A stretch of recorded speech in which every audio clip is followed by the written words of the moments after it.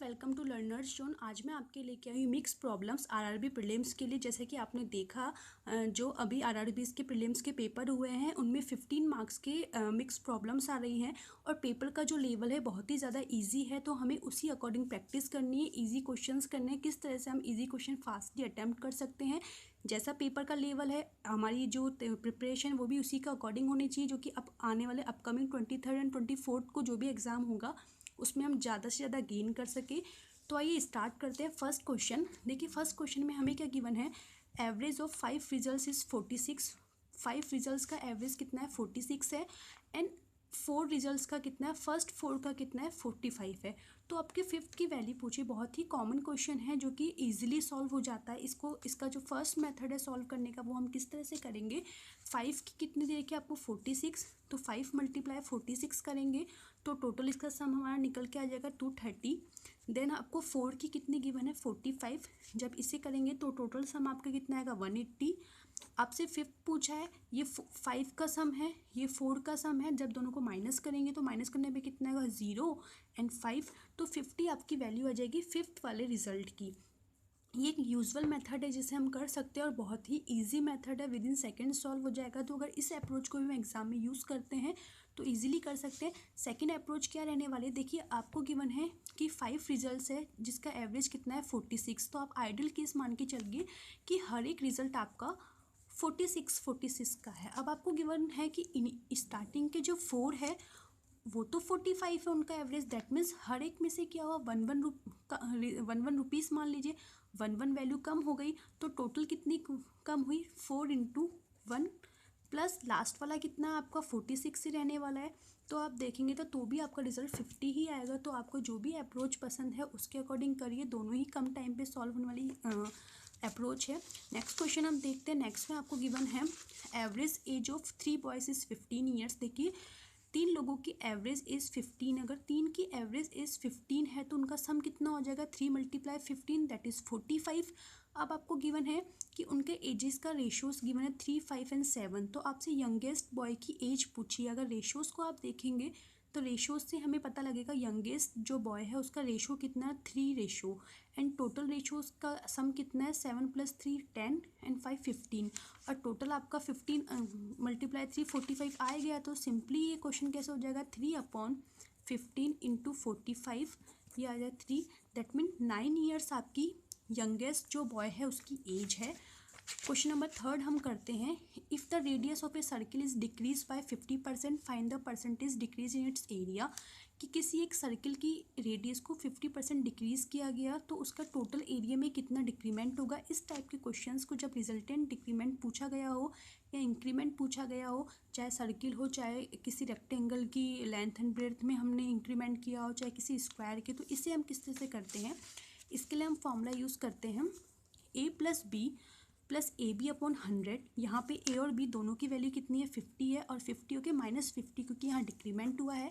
तो इसे सॉल्व करने में कितना आएगा -50 माइनस माइनस से मल्टीप्लाई होंगे तो प्लस हो जाएगा 2500/100। इसे सॉल्व जब आप करेंगे तो -100 + 25, तो आपका आंसर आएगा -75%। दैट इज़ डिक्रीमेंट कितना हुआ रिजल्टेंट एरिया के अंदर -75% का डिक्रीमेंट हो गया।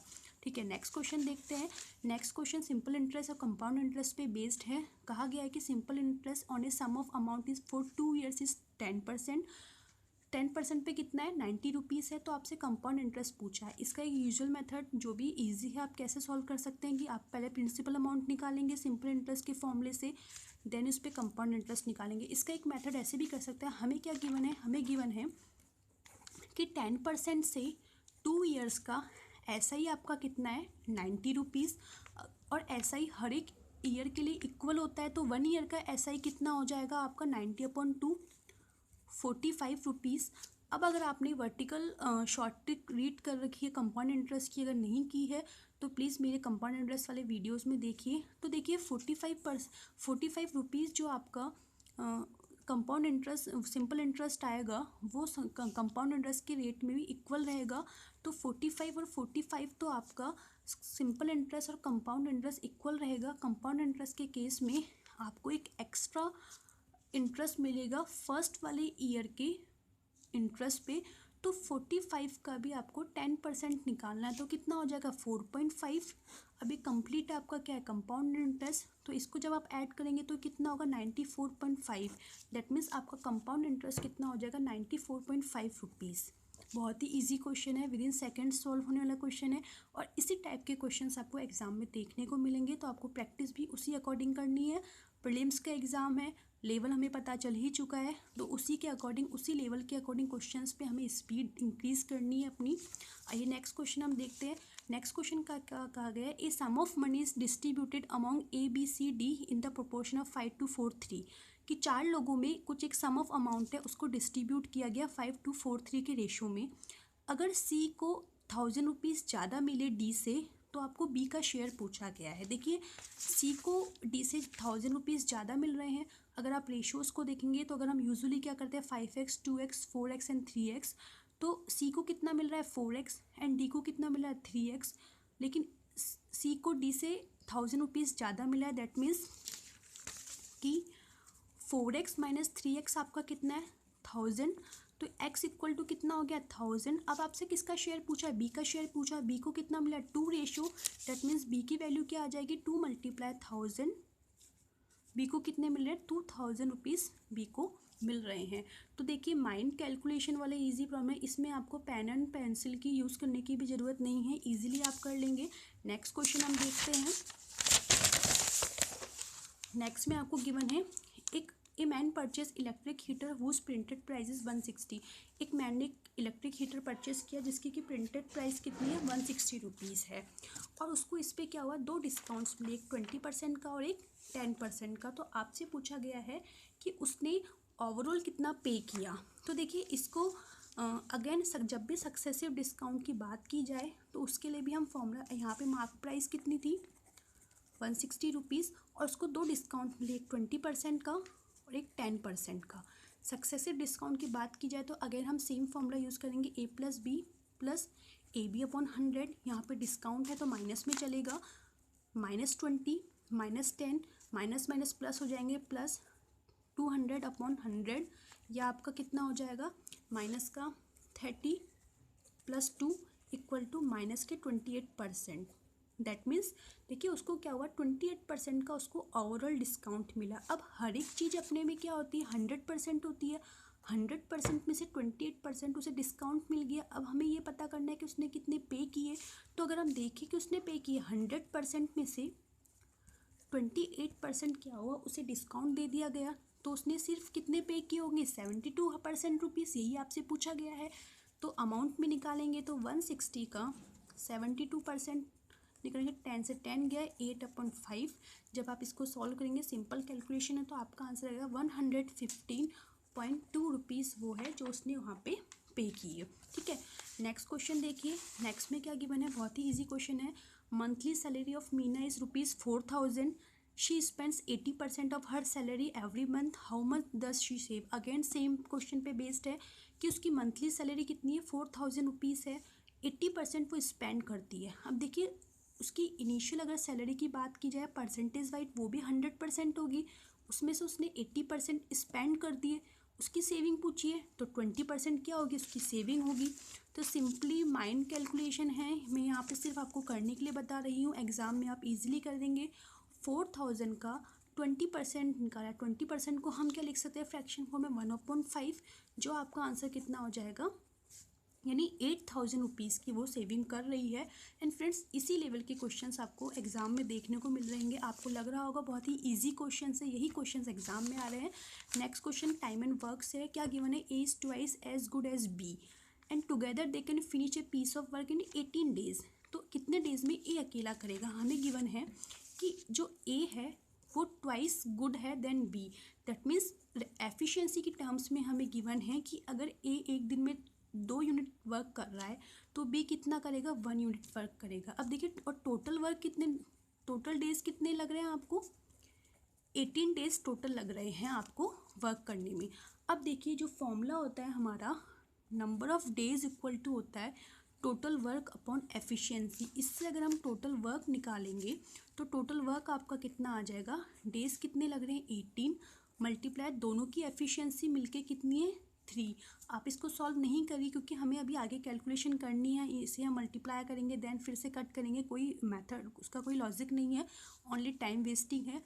अब आपसे क्या कहा गया कि ए कितने दिनों में करेगा, तो ए के अगर आपको डेज निकालने हैं तो क्या करना होगा, टोटल वर्क जो कि आपका 18 × 3 है, उसमें से आप क्या करेंगे, उसमें आप क्या करेंगे, ए की एफिशिएंसी जो कि कितनी है 2 है, उसको डिवाइड कर देंगे तो आपका आंसर कितना आ जाएगा 27 डेज। दैट मीन्स ए को वही काम करने में, अकेले काम करने में कितने दिन लगने वाले हैं, 27 डेज लगने वाले हैं। ठीक है, नेक्स्ट क्वेश्चन हम करते हैं।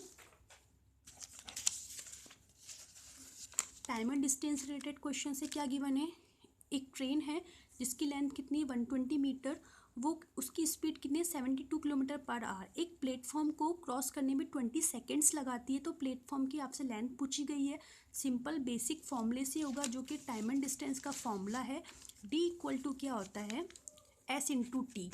डी अब यहाँ पे एक तो ट्रेन की खुद की लेंथ हो गई प्लस प्लेटफॉर्म की लेंथ हो गई, तो कितनी हो जाएगी 180 प्लस सपोज एक्स आप मान लीजिए इक्वल टू, अब आपको यहाँ पे ये देखना है यूनिट्स को सेम करना है, यहाँ पे डिस्टेंस आपको मीटर में गिवन है, टाइम भी सेकंड्स में, तो आपको जो यहाँ पे इसकी स्पीड है उसको किस में कन्वर्ट करना होगा, मीटर पर सेकंड में। तो 22 है, इसको मीटर पर सेकंड में करने के लिए 5/18 से मल्टीप्लाई कर दीजिए, ये मीटर पर सेकंड में आंसर आ जाएगा।